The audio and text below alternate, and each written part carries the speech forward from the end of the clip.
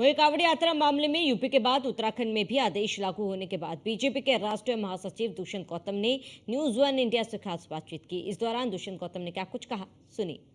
कांवड़ यात्रा निकलने वाली है। ऐसे में अब उत्तर प्रदेश के बाद उत्तराखंड में भी ये आदेश जारी कर दिया गया है कि कांवड़ यात्रा के दौरान जो भी दुकानें आसपास खासतौर पे फलों की या अन्य दुकानें लगाई जाएंगी तो बकायदा नाम लिखना होगा। हमारे साथ बातचीत करने के लिए उत्तराखंड के प्रभारी और राष्ट्रीय महासचिव बीजेपी के दुष्यंत कुमार गौतम जी हैं।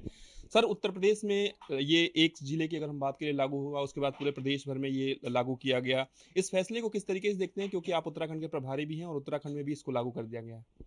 ये कोई कानून नहीं है या पूरे साल लागू होने वाला नहीं है। व्रत के दिन होते हैं, कांवड़ से यात्रा आती है, उनकी अपनी मर्यादा होती हैं, पूजा पाठ पद्धति होती है, कहाँ खाना है क्या नहीं करना, ये सब चीज़ें उनके समय अनुकूल होती हैं। और मेरे ख्याल इसके लिए देखते हुए जो दुकानें हैं उन दुकानों पे नाम इसलिए लिखा गया है, वो लोग भी कोई परेशान नहीं हो रहे, वो भी खुश हैं इस बात से कि हमारे यहाँ खाना जो खाते हैं बिना अदरक लहसुन का खाते हैं।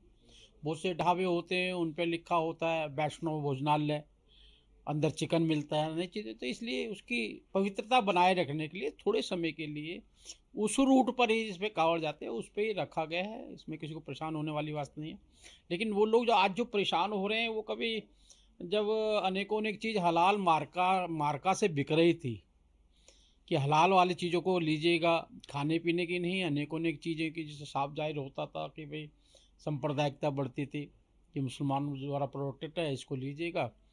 तो उसमें किसी को परेशानी नहीं हुई। और आज भी जो रूट पर दुकानें हैं उनको परेशानी नहीं है जी, उनको वो स्वागत कर रहे हैं, सेवा कर रहे हैं। लेकिन उन दुकानदारों को परेशानी नहीं है। लेकिन जिनकी दुकानें बंद पड़ी हुई थी उनकी दुकानें खुल गई है, हिंदू मुसलमान करने वालों की।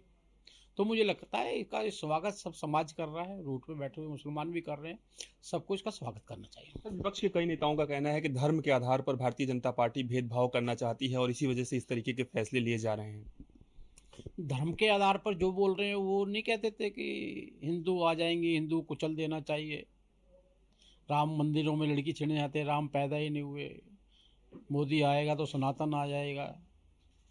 वो लोगों को तो इनाम दिया जा रहा है। आप जो डिप्टी सीएम बन रहे हैं वो लोग जो कहते थे हिंदू कुचल देना चाहिए, डेंगू का बुखार है, वो विपक्ष के नेता बन गए जो कहते थे राम पैदा ही नहीं हुए। सांप्रदायिकता हम फैला रहे हैं, सांप्रदायिकता वो फैला रहे हैं। इसलिए हमें ज्ञान बांटने वाले पहले अपने आप को देखें कि देश को किस आग के अंदर झोंकने का उन्होंने काम किया है। हम तो सबका साथ सबका विकास को लेके चल रहे हैं। हर धर्म की संस्कृति, उसकी पवित्रता बनी रहनी चाहिए। उसके लिए थोड़े समय के लिए कदम है। क्या रोज़ों के अंदर नहीं होता है? ऐसे अंदर रोज़ों में रात सारी रात दुकान खुलती है, कानून को अलग रख दिया जाता है, सब चीज़ें चलती हैं। हर धर्म की इज्जत करनी चाहिए, उस धर्म के अंदर हिंदू धर्म के अनुसार। अब लोग थूक लगा के खाना बेचते हैं, बनाते हैं, और उनके बड़े बड़े पार्टी कहते हैं हमारे तो कानून है, लेकिन हमारे यहाँ नहीं है जी। वो अदरक लहसुन प्याज वाला बेचते हैं, हमारे यहाँ पवित्रता बनी रहती है। तो इसलिए बनाए रखने के लिए कुछ कदम उठाए गए थोड़े समय के लिए। क्या है, जब हिंदू धर्म उसमें व्रत रख रहा है, सनातन के हिसाब से चल रहा है, तो आप भी थोड़ा हमें सपोर्ट ही कर दो, हम चलने के लिए कोई कह रहे हैं भाई। उत्तराखंड में सर कड़ाई से इसको लागू कराएंगे आप लोग? कढ़ाई से लागू नहीं कराएंगे, प्यार से लागू कराएंगे।